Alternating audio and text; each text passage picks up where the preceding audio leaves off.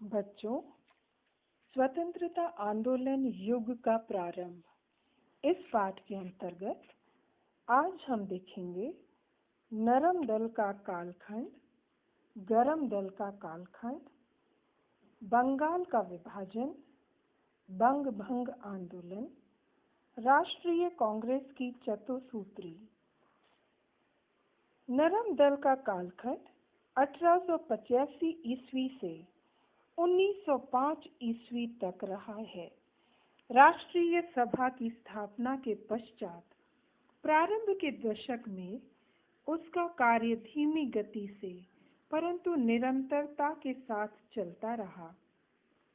राष्ट्रीय कांग्रेस के नेता उच्च शिक्षित थे। उन पर पश्चिमी बुद्धिजीवियों के उदारमतवादी सिद्धांतों का तथा स्वतंत्रता, समता, बंधुता जैसे मूल्यों का प्रभाव था। उन्हें विधि अथवा कानून के मार्ग पर चलने में विश्वास था।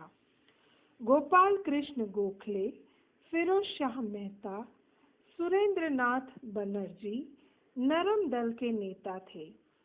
राष्ट्रीय आंदोलन में फूट डालने के लिए आगे चलकर अंग्रेजों ने फूट डालो और राज करो नीति का अवलंब किया।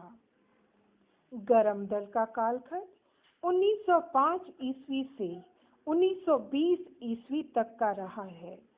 भारत के सभी नेता जो राजनीतिक दृष्टि से जागरूक थे, जाति, धर्म, भाषा और प्रांत को परे रखकर राष्ट्रीय कांग्रेस के मंच पर इकट्ठे आ रहे थे। इन नेताओं के बीच आंदोलन की कार्य पद्धति को लेकर मतभेद थे। शांतिपूर्वक और कानूनी मार्ग का अनुसरण करने वाले नेता नरमपंथी माने गए और स्वतंत्रता के लिए प्रखर संघर्ष करना चाहिए, यह मानने वाले गरमपंथी नेता कहलाए। लाला लाजपत राय, बाल गंगाधर तिलक और विपिन चंद्र पाल गरमपंथी नेता माने जाते थे। प्रारंभिक समय में गरमपंथी नेताओं ने भारतीयों में राजनीतिक जागृति उत्पन्न करने के लिए समाचार पत्रों, राष्ट्रीय पर्वों और राष्ट्रीय शिक्षा जैसे मार्गों का अवलंब किया। लोकमान्य तिलक ने केसरी और मराठा समाचार पत्रों द्वारा सरकार की कटु आलोचना की। बंगाल प्रांत में अमृत बाजार पत्रिका गरमपंथी विचारों का मुखपत्र थी। लोकमान्य तिलक ने शिव जयंती तथा गणेशोत्सव पर्वों का आयोजन कराया। गीता तिलक ने मंडाले के कारागृह में, कारागृह का मतलब जेल में, गीता रहस्य ग्रंथ लिखा। इस ग्रंथ का सार तत्व कर्म योग है और लोग भी कर्मशील बने रहे, इस पर उन्होंने बल दिया। नरमपंथी नेताओं ने आंदोलनों की नींव रखी और गरमपंथी नेताओं ने इस आंदोलन को आगे बढ़ाया। 1897 ईस्वी में पुणे में प्लेग की महामारी ने हाहाकार मचाया था। सैकड़ों लोग मृत्यु को प्राप्त हुए थे। इस महामारी पर नियंत्रण पाने के लिए रैंड नामक अधिकारी की नियुक्ति की गई थी। प्लेग के रोगियों को खोज निकालने के लिए उसने तलाशी लेने का अभियान प्रारंभ किया। लोगों पर अन्याय अत्याचार किए। इसका प्रतिशोध लेने के लिए चाफेकर भाइयों ने उसकी हत्या की। सरकार ने तिलक के साथ इस षड्यंत्र का संबंध जोड़ने का जी तोड़ प्रयास किया, परंतु इसमें सफल न होने पर भी सरकार ने बदले की भावना से लोकमान्य तिलक को कारावास में बंद कर दिया। बंगाल विभाजन। हिंदू मुस्लिम समाज में फूट का बीज बोकर फूट डालो और राज करो नीति का अवलंब करना अंग्रेजों ने निश्चित किया। तत्कालीन वायसराय लॉर्ड कर्जन ने आग में घी का काम किया। बंगाल एक विशाल प्रांत था।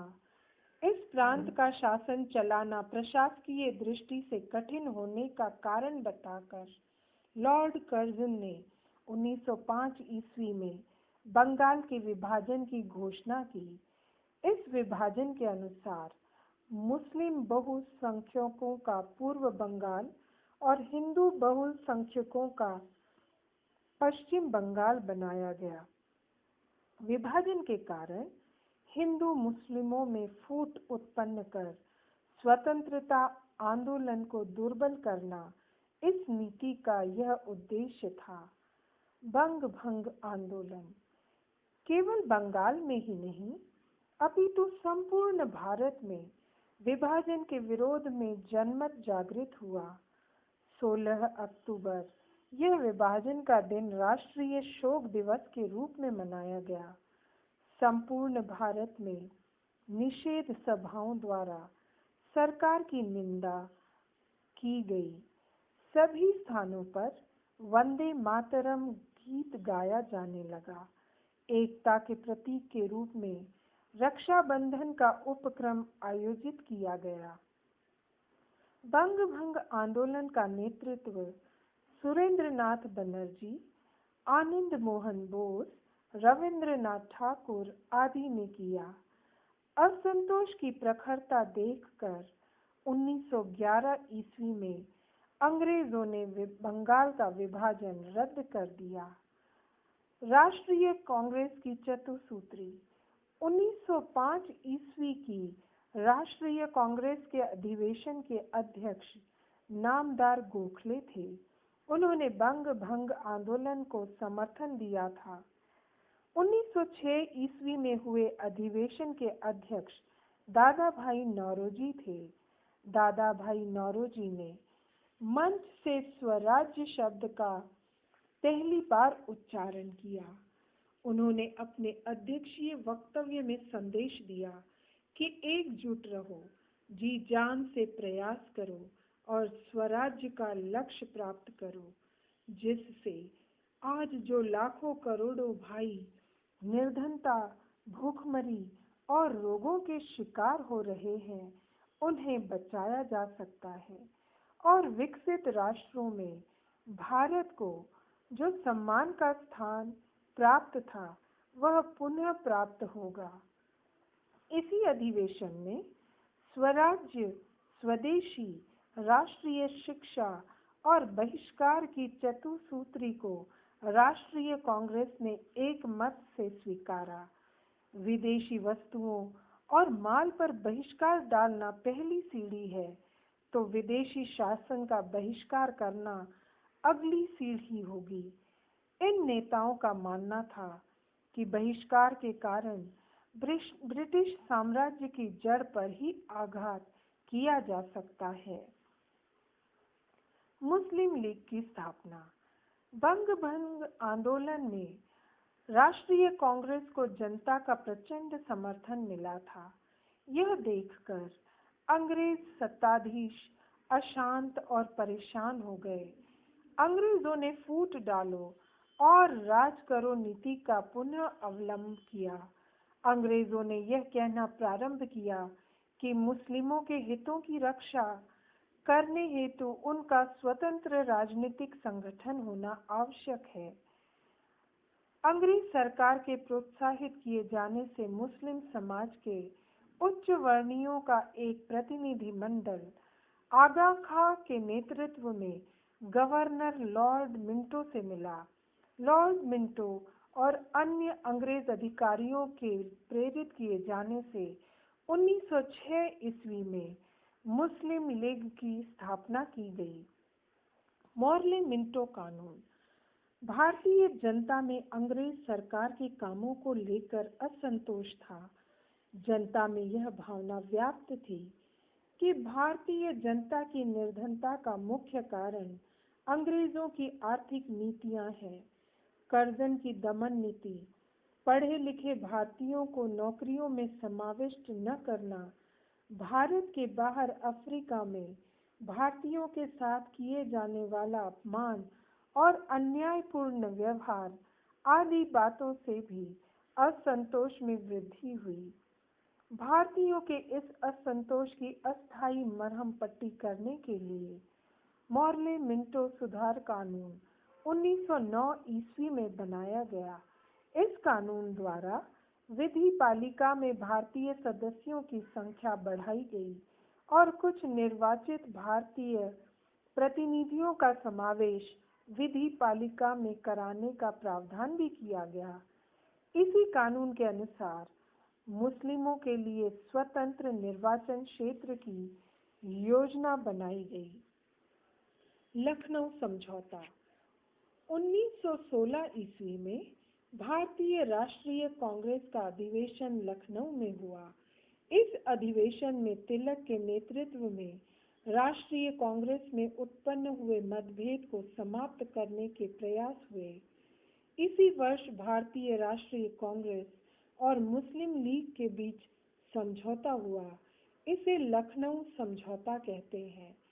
इस समझौते के अनुसार मुस्लिमों के स्वतंत्र निर्वाचन क्षेत्रों को राष्ट्रीय कांग्रेस ने मान्यता प्रदान की और भारत को राजनीतिक अधिकार प्राप्त करा देने के कार्य में राष्ट्रीय कांग्रेस को सहयोग देना मुस्लिम लीग ने स्वीकार किया। होम रूल आंदोलन 1914 ईस्वी में तिलक मंडाले के कारावास से रिहा हुए। इस समय यूरोप में प्रथम विश्व युद्ध प्रारंभ हुआ। इस युद्ध के सीधे परिणाम भारत को भी सहने पड़े। आवश्यकता की वस्तुओं के दाम बढ़ गए। अंग्रेज सरकार ने भारतीयों पर अनेक प्रतिबंध लगाए। स्थिति में डॉक्टर एनी बेसेंट और लोकमान्य तिलक ने होम रूल आंदोलन प्रारंभ किया। होम रूल अर्थात हम अपना शासन स्वयं चलाते हैं। इसी को स्वशासन भी कहते हैं। आयरलैंड में भी उपनिवेशवाद के विरोध में ऐसा आंदोलन प्रारंभ हुआ था। डॉक्टर एनी बेसेंट और लोकमान्य तिलक ने पूरे देश में तूफानी दौरे किए और लोगों पर स्वशासन की मांग पहुंचाई। तिलक ने दृढ़तापूर्वक कहा, स्वराज्य मेरा जन्मसिद्ध अधिकार है और मैं उसे पाकर ही रहूंगा। प्रथम विश्व युद्ध और भारत। यूरोप में युद्धजन्य स्थिति भारतीय जनता में बढ़ता जा रहा था। असंतोष, होम रूल आंदोलन की बढ़ती लोकप्रियता जैसी परिस्थिति में भारतीयों से सहयोग पाना अंग्रेजों के लिए आवश्यक था। इसलिए सुधार की अगली किश्त भारतीयों को देने के तात्पर्य भारतीयों को राजनीतिक अधिकार देने चाहिए, यह अंग्रेज सरकार ने सोचा। तब तत्कालीन भारत मंत्री मॉन्टेग्यू ने 1917 ईस्वी में घोषणा की कि भारत को चरणबद्ध रूप से स्वशासन के अधिकार और उत्तरदायी सरकार प्रदान की जाएगी। तिलक ने भी घोषित किया कि यदि सरकार भारतीयों की मांगों के बारे में सहानुभूति और विवेकशीलता से काम लेगी तो भारतीय जनता भी सरकार को सहयोग देगी। लोकमान्य तिलक की इस नीति को प्रतियोगी सहकारिता कहते हैं। मॉन्टेग्यू चेम्सफोर्ड कानून 1919 ईस्वी में ब्रिटिश पार्लियामेंट ने भारत में संवैधानिक सुधार लाने हेतु एक कानून पारित किया। इसको मॉन्टेग्यू चेम्सफोर्ड कानून अथवा रिपोर्ट कहते हैं। इस कानून के अनुसार गौण अथवा दोयम दर्जे के खाते भारतीय मंत्रियों को दिए गए, परंतु वित्त, राजस्व, गृह मंत्रालय जैसे महत्वपूर्ण विभाग गवर्नर के अधिकार में थे। 1919 ईस्वी के कानून के अनुसार भारतीयों द्वारा की गई उत्तरदायी सरकार की मांग को पर्याप्त मात्रा में पूर्ण नहीं किया गया था। इस कानून ने सभी को निराश किया। इस कानून की लोकमान्य तिलक ने यह कहकर आलोचना की, यह स्वराज्य नहीं है और न ही उसकी नींव। सभी भारतीय इस बात को समझ चुके थे कि यदि सरकार को झुकाना है तो आंदोलन को अधिक प्रखर बनाने की आवश्यकता है। भारत नए आंदोलन के लिए सिद्ध हुआ।